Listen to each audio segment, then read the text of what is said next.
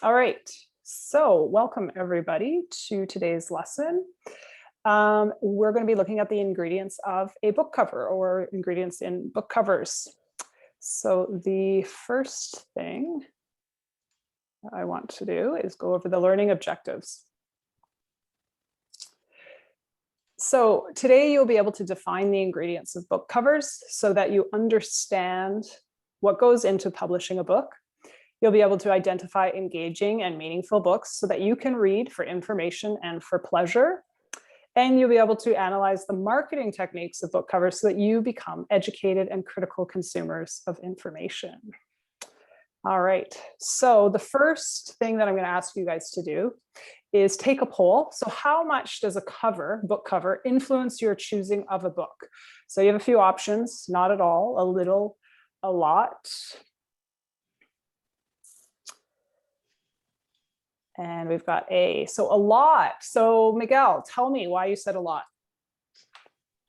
Let me see. Can you hear me? Yeah. If the book cover looks pretty interesting, then I'm gonna automatically go to it and see if maybe the story matches the book. Okay, so you look at a book cover, and then if you're interested in it, then you go and read and see if it's going to be a book for you to read. Yeah, definitely. All right, and Elaine, how about yourself? Why did you say a lot? Same thing, like if I see a really interesting book cover, then it makes me want to read it. But also if it's really pretty, I want to buy it for my library. Yes, yeah, you know those libraries where it's color coded? Aren't those the coolest? All right, awesome. All right. So today, first off, I'm going to do a book talk on Free Lunch by Rex Ogle. And I picked up this book purely on the book cover. The yellow, I just like bright colors. I'm attracted to bright colors. And so I picked it up and then I looked on the inside and kind of read it. And it sounded like something pretty interesting. And literally, I decided to start reading it on Saturday morning. And I didn't stop reading it until I finished the book by the afternoon. It was that good. So there was one of my judge a book by its cover and finished it. So Rex Ogle is actually from Texas, and this is a memoir about his childhood life. Right out of 6th grade is what he writes about. And it's a story about poverty and domestic violence and just dealing with kind of those rough things that some children have to deal with in life. And of course, free lunch is the title. And that's what he kind of weaves as his main theme through the book, because his mother put him on the free lunch program. And he kind of talks about how this mortifies him, having to go up and kind of ask the lady about, I'm on the free lunch program. Every day that he gets a meal, he has to scream at this lady who can't really hear him to tell her that he's on the free lunch program. So it's a heart-wrenching story. I cried many times, but his writing is so engaging that it just kind of flipped through the pages. You flip through the pages pretty quick. Great story. And actually, Rex Ogle is, I guess he was a former editor for children's books, and he's got some titles with the DC Comics. And he now lives in LA. So he's not in Texas anymore, but when he was growing up, he was in Texas. So it's kind of a good local book too. All right, so that's the book talk that I have. And actually, I should mention too that one of the reasons Rex Ogle decided to write about this is that he wanted other kids that are going through the same thing that he went through to know that they're not alone. And he kind of gives them hope and says, just hold on, because it'll get better. And that's kind of his thing there, is just to have something for those kids that might not know that they're not the only ones out there. All right, let's see. Okay, so what makes a good book cover? Like I said, when I took this book, found this book, it was the bold yellow color for me.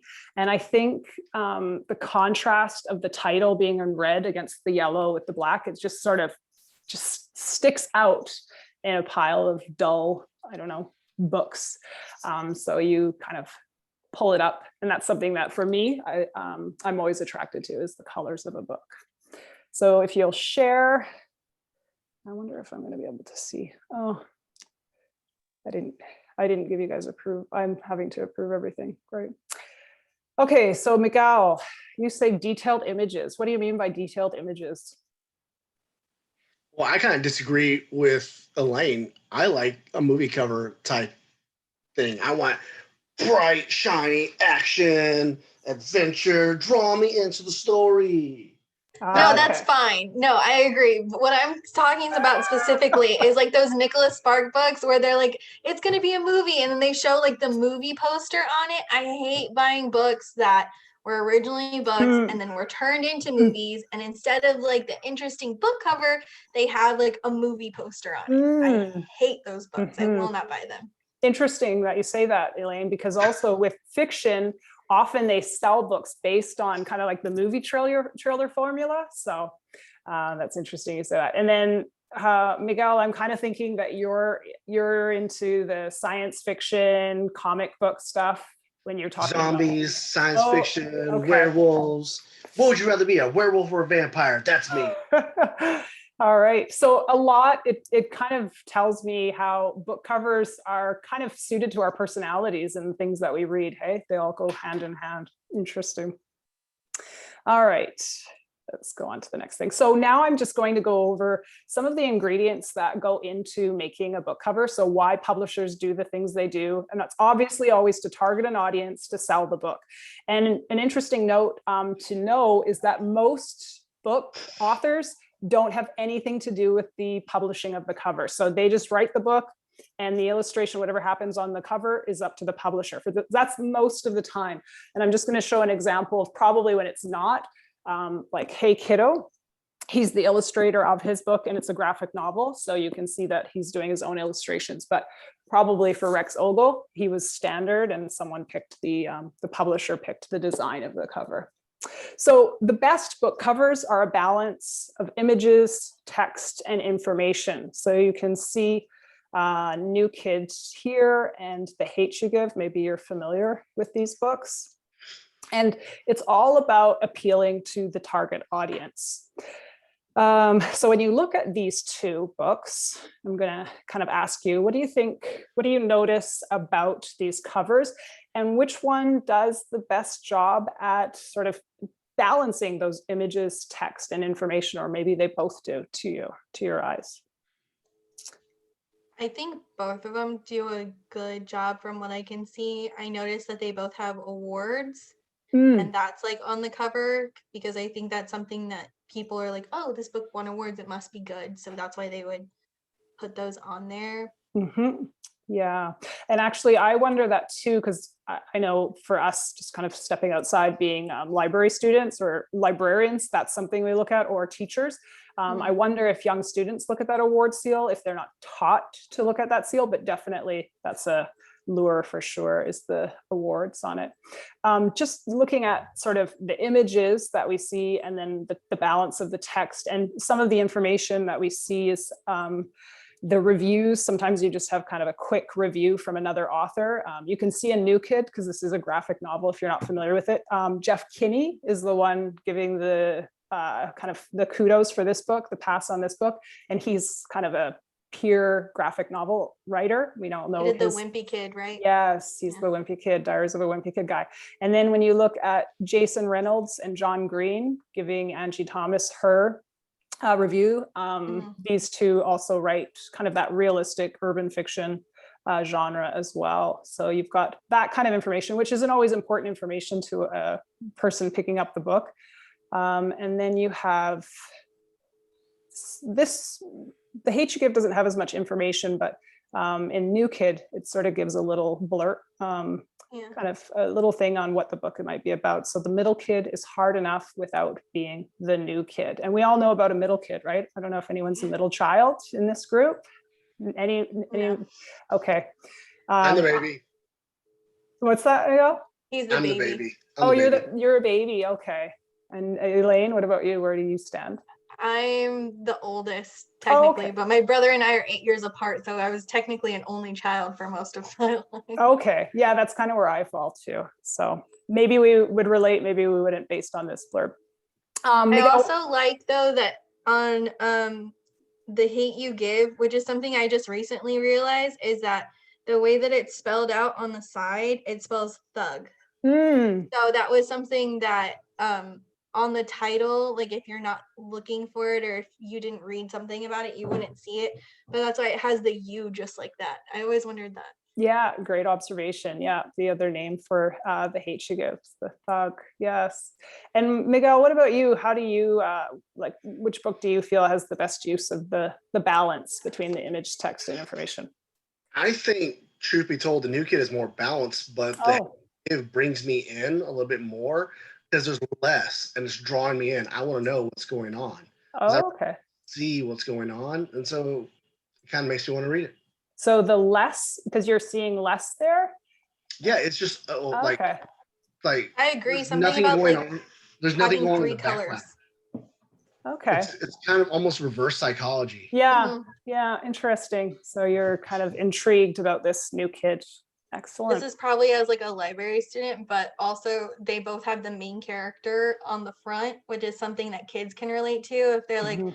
oh, like I look like the character, maybe this is a story I can relate to. Right. Yeah, definitely another good example, Elaine, of kind of the appeal, target audience. Who are they targeting to? And so for sure, these are two young adult fiction books. So we're looking at, yeah, getting those types of readers in.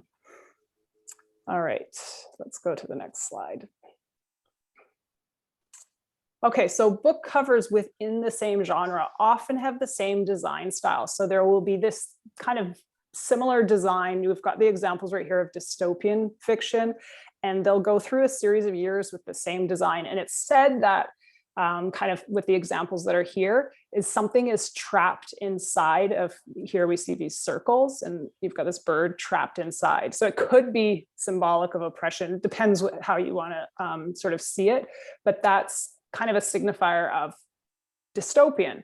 And of course, this can change, but there is sort of this kind of similarity. Another example of this is historical fiction.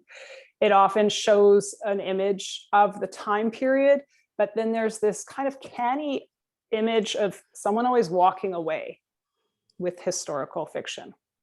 So you can kind of see these three images with that. And I was going to just quickly, yeah, I think it's.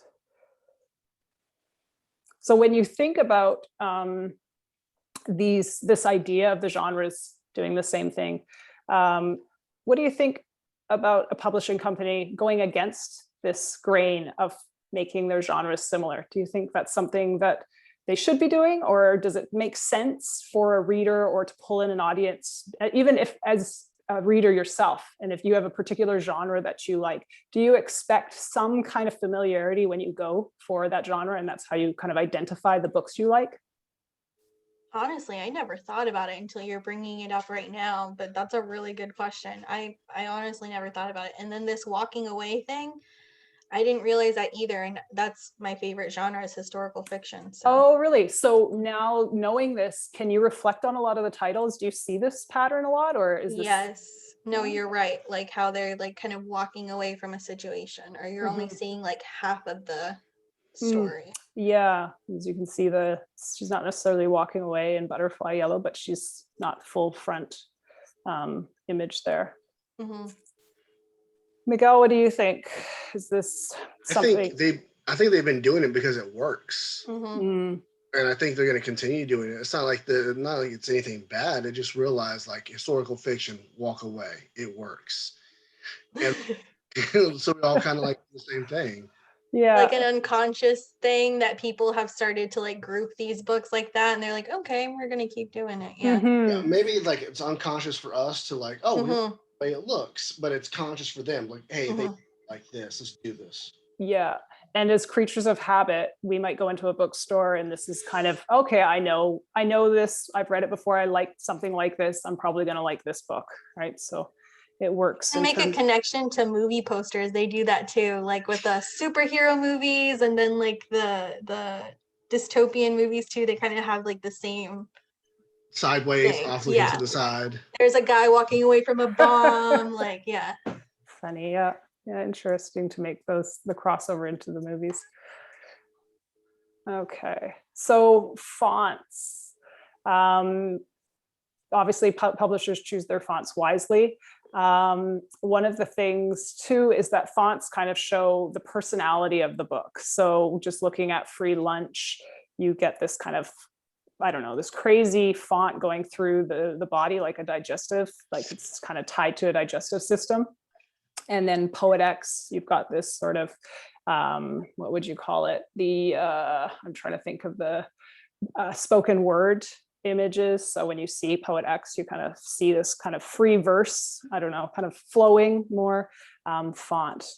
But these are the kind of personalities. When we think of font and the choice and sort of the deliberation of a publisher choosing it, we're thinking about the personality of the book is in the font.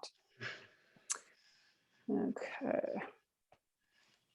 So images, these carry from front to back, and they can be stock photos, illustrations, or graphic design. So this is kind of something you guys were debating in the beginning of being too movie-like. So maybe that's the graphic design. And then of course, those just sort of a full fun image. I think Miguel, you were saying you like a lot of action on your images, on your front covers.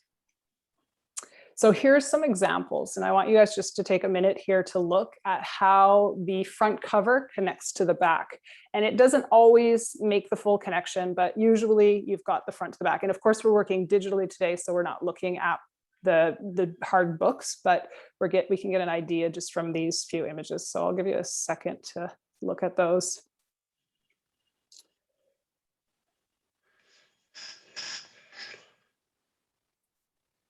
And then once you've kind of seen them all, I want to ask, what book do you think does the best job of using a meaningful, eye-catching image and incorporating the elements of it both on the front and the back? If we're evaluating it like that, I think The Hate You Give, because of it's like two sides of a coin. There are three colors, and it's like all white on the other side and then all black on the other side. Okay, so you like that contrast? And just based on the story that I've read it, like Okay. it kind of makes sense when you think about what it's about. Okay.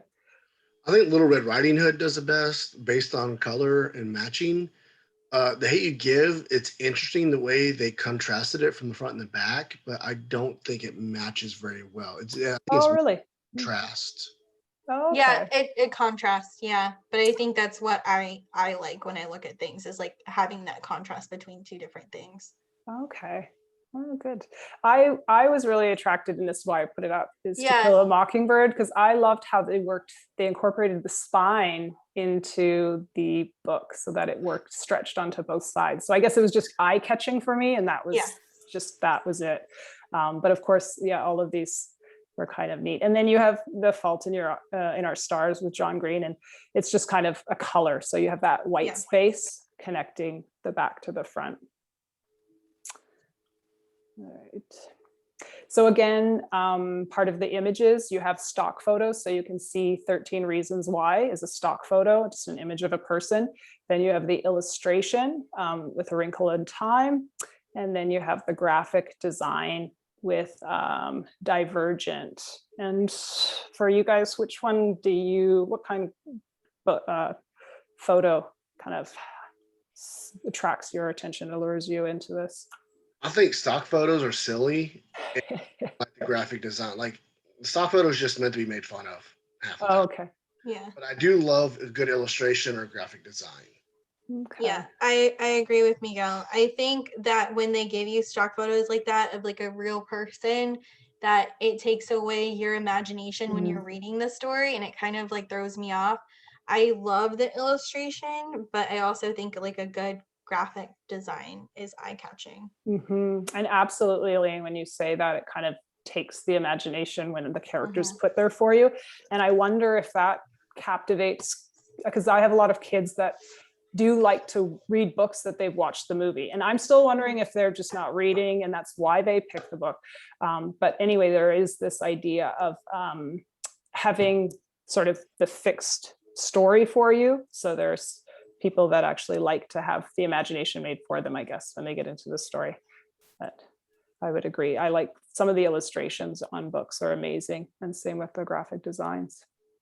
It also seems that certain genres tend to kind of lean towards stock photos more. So I was thinking even like historical fiction seems more stock photo, even though it might have been a costume setup when they did it, as opposed to dystopian. You get more of this, I guess you can see that graphic. And then these classics seem to have the illustrations, or sometimes realistic fiction, or just some kind of, I don't know, usually, I'm trying to think of when we see illustrated books.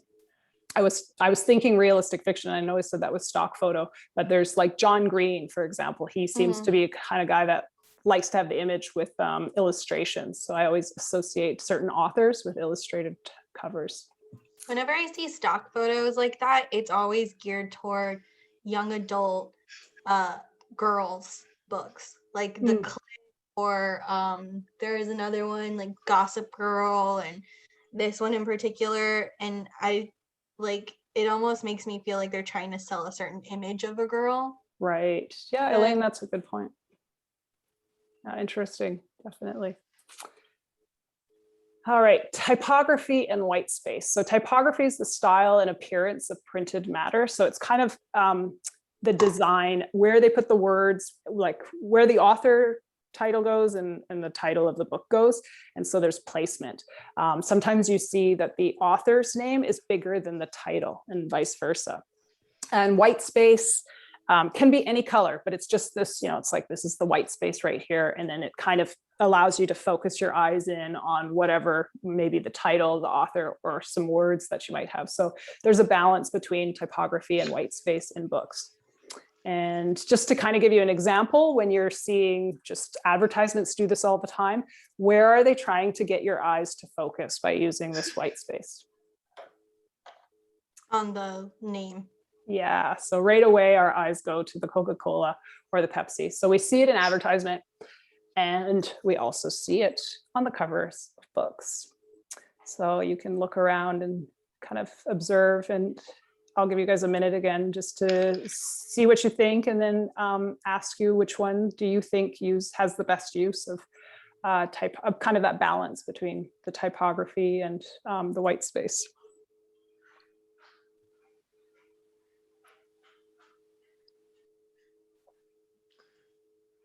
I'm saying the Nickel Boys. Nickel Boys. Okay, and why are you saying that, Miguel? Because it has like a really like red background, and then the white pops out. So it's like you can't skip the title. Okay, and how do you feel about when we talk about the typography, where it's thinking about the title and the author with this book? What do you think about? I think the author's name could have been a lot smaller. The title's name could have been bigger. I think the title is really good. It pops out, but this giant name kind of was it. Like, cool, Colson Whitehead. Thanks. Yeah. And why do you think that they made the name so big, the author's name so big? I don't know, maybe he's a famous author, but I've never heard of him before. That's what I was thinking too, that when they make the name bigger than the title, that maybe they're trying to sell the author more than the name of the book. But I've never heard of him either. It's his national bestseller though. Yeah, and if you can read, it's a Pulitzer Prize winner too. So he's also won the Pulitzer Prize twice, actually. So maybe I should read it. Got a name. So how about you, Elaine, on any of these? I would have said balance the Nickel Boys too, but for a different reason, because the title and the author's name are closer to the same size than any of the other books. But I think the one that, I don't know, I feel like Dragon Hoops is getting me to look at it more, and I don't know if it's the picture or the type or where they put the title. The title or something like that. Are you guys okay with authors' titles being the same size, or or you think that the author's name should be smaller than the title and kind of tucked away, not front and center? I think the other three do a really good job of just like making it a little smaller and putting like, it's still there, I can still see it, but it's not the center of it. And I think I prefer that than just like this big name on the top. Yeah. I agree. I think they should have done a little bit better job hiding the guy's name. But if they're trying to like sell him and not the book, then I understand why they do that. It's Right. from the book. Yeah. And I kind of thought a lot was going on because the author's name is so big, it just kind of takes away from the picture of these, you hardly even notice that there's two boys there. There does seem to be a lot for me going on in that one compared to these other three. Okay. So taglines, they're another feature on books. They're not always on the front, they're not always on the back, and sometimes there's no tagline at all. So for example, this book, there's no tagline on the front. And there's, I guess, there's kind of a more what I would call an elevator pitch. There's a quote taken out, not so much a tagline. So a tagline, of course, is a hook, catchphrase, just a few words to kind of grab the reader. And it can be found, like I said, on the front, back, or both. So I don't know if you can read, Miguel, but for Red Queen, can you read the tagline for us? Power is a dangerous game. Wow, you've just sold the book right there. And Elaine, I'm going to test your eyes on everything and everything. Can you read it? If you can't, I'll. Yes. The greatest risk is not taking one. Yes. So, which is the bigger seller? What grabs you guys right away? If you haven't read the book, it's a tagline. Power is a dangerous game. The Red Queen, I could actually read the tagline. Yeah. I'm a sucker for taglines too. I think that's a good one. Yeah. Oh, okay. So you can actually be drawn in by it. You'll read a book based on the tagline. Yeah. Excellent. And has anyone heard of this one? Because this one actually was a. I have heard of this one. I haven't read it yet. Okay. I'm on the waiting list. Oh, okay. Excellent. So what made you guys attracted to it? What was it what's in the tagline besides the fact that you can read it? I think the thing for me is that power is a dangerous game is similar to something that was said in Game of Thrones. And I know I liked that line.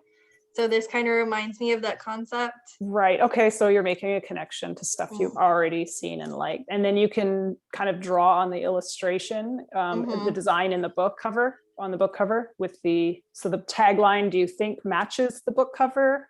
Yes. With this one? Okay. And how about in Everything and Everything? The greatest risk is not taking one. I think this tagline kind of goes with it. It makes no sense to me. It looks like weird flowers, and weird flowers have nothing to do with taking risk unless you have allergies. There's a contrast there, but you're right. It doesn't have anything to do with me visually with taking a risk because it does just look like flowers, maybe even like sea kelp or something. Yeah. Funny. And then, well, the title, Everything, it kind of makes it very expansive, the topic, right? So not taking a risk almost seems like everything is involved in this one. But there is sort of a happy mood I get out of this book, where this one, if you're interested in, I guess there's got to be something about murder because there's dripping blood on the cover. All right. Okay, in book spines, I'm just going to kind of go over those fairly quickly because we're not dealing with the hard books today, the hard covers, the print books. So spines are important because they have the book's title, they have the author's name, and they're possibly the extension of the front over image into the back.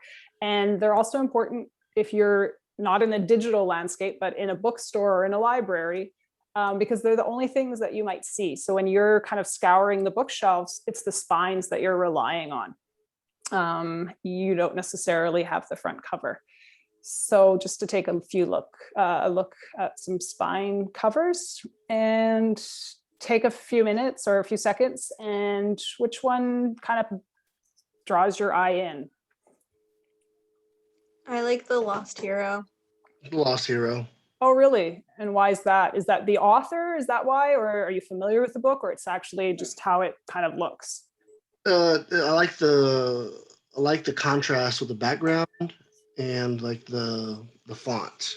Oh, okay. I agree. The font's easy to read, but it's still fun. Yeah. It looks interesting, yeah.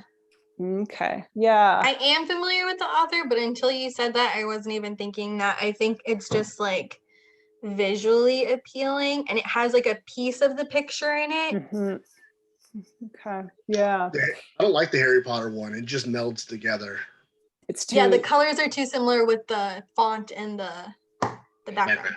Yeah, it takes a lot to see it. If it wasn't for the big Harry Potter words, it'd almost be, or Rowling just being for horizontally placed, it'd be a little bit more difficult to figure out who's the book by. And then same with John Green's with the white. It's not the best. Now this is digital, so it might be different if it was a real book. Okay. And then, of course, back covers usually contain a tagline, which is a short descriptive sentence, catchphrase. We've kind of done the tagline, a blurb. So it's a description of your book that acts as your 10-second elevator pitch when readers pick up the book. There's an author bio sometimes, and usually it tells them what else they've written and awards. In this book, the author bio is actually on the inside of the back cover, so it's not on the back. And then testimonials for praise for the book. And that's what's on the back of this book is a testimonial from, well, a Kirkus review anyway, for this book.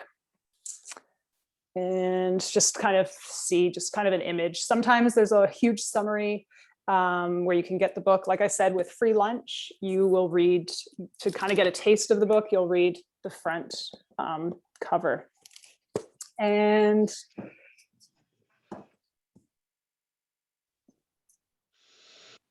book covers. So just to kind of debrief over what we've looked at the balance of images, text, and information that is on the book cover, design style by genre, fonts, images, typography and white space, taglines, book spines, back covers. So all of this is encompassed when publishers are putting out a book for you to kind of influence your decision on reading a book, or first picking up a book to see if you'd like the book.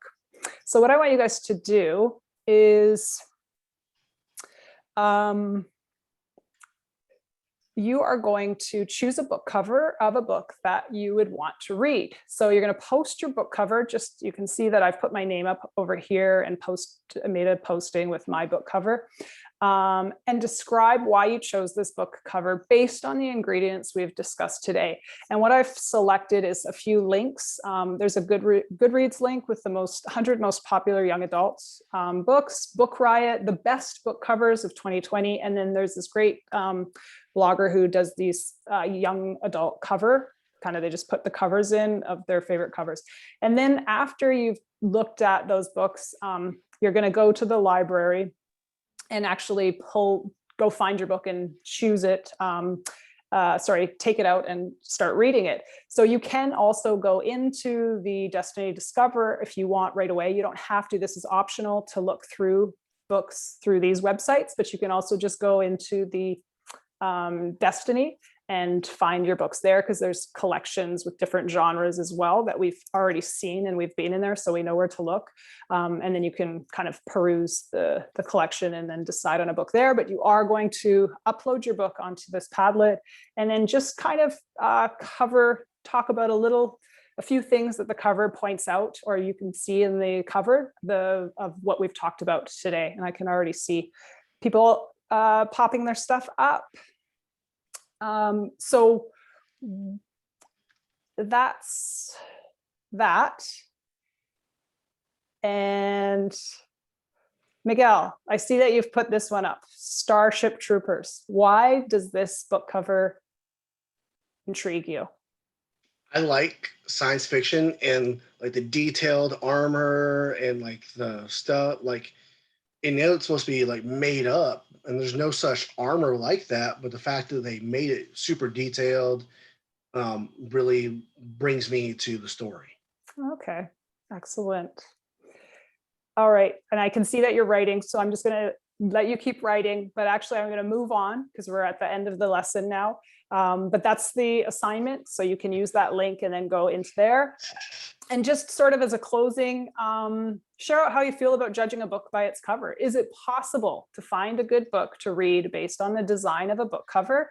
And how does examining the cover, now that we kind of know some of the ins on the publishing side, how does examining the cover of a book help us choose books we might enjoy? I think it's extremely possible to find a good book based on the book cover, but I also think it's possible to skip a good book because it has a bad book cover. Yeah, it's a definitely excellent point, Miguel. So Yeah. I agree with Miguel, and I also think that like if you're looking for a specific genre, that observing the book covers now that you showed us like all these connections between like how they look and like what the genre is, that might be a good tool for us to use if we want a specific genre. Yeah, it helps for the genres. And then also, Miguel, it helps for us to understand how information is manipulated based on covers too. So it's good to kind of leverage both of that knowledge for both things in terms of finding a book. But zombies and armor, I'm going to read it. I think I'm more for the realistic fiction, but I will maybe try to give the zombies a shot one of these times based on your recommendations, Miguel. All right, so that's a wrap, and I'm gonna end the recording. So great class today, guys. Thank you. Woo! Good job. I'm so sorry. There was a squirrel or something and they just would not stop. I was like, okay, I hope she doesn't ask me a question. I went ahead and moved mine to 3 o'clock. It was originally